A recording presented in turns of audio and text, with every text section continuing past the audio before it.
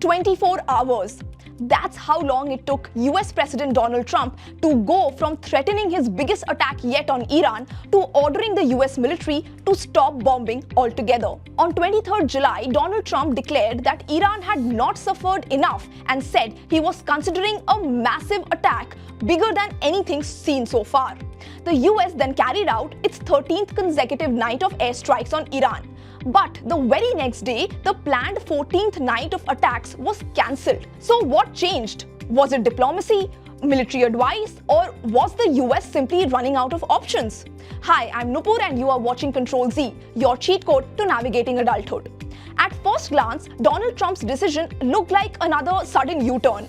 But according to a new report by Axios, the decision was months in the making inside the military. The turning point came from one man, Admiral Brad Cooper, the commander of US Central Command, the military command responsible for American operations across West Asia. His advice to President Trump was simple. The bombing campaign had reached its military limits. According to the report, Cooper told the White House that after nearly 2 weeks of continuous strikes, the US had already destroyed most of the targets it had originally planned to hit. Iran's ability to threaten shipping around the Strait of Hormuz had been significantly degraded. In other words, the mission had largely achieved the immediate objectives. That left the US with a difficult choice: continue bombing the small number of remaining targets or pause the campaign before the military and political cost began to outweigh the benefits. Cooper recommended the second option. Why was that recommendation so significant? Well, because the remaining targets were very different from those already hit. According to Axios, roughly 80% of the designated targets had already been struck. The remaining 20% would likely require a much larger military operation and could risk dragging the United States into a broader regional war. That would mean more aircraft, more missiles, more troops on standby, and a much greater chance of direct Iranian retaliation.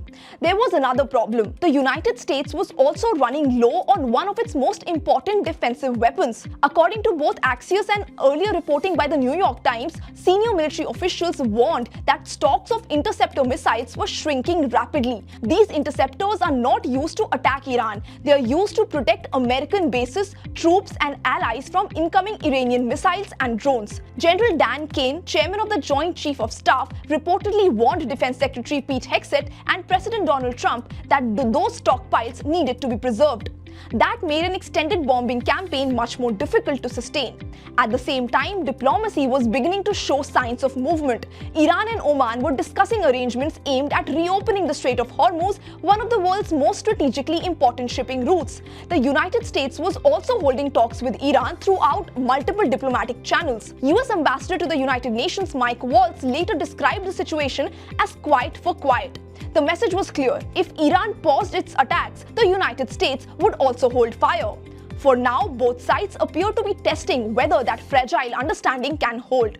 That does not mean the crisis is over. President Trump has made it clear that military operations remain on the table. Now the bigger picture.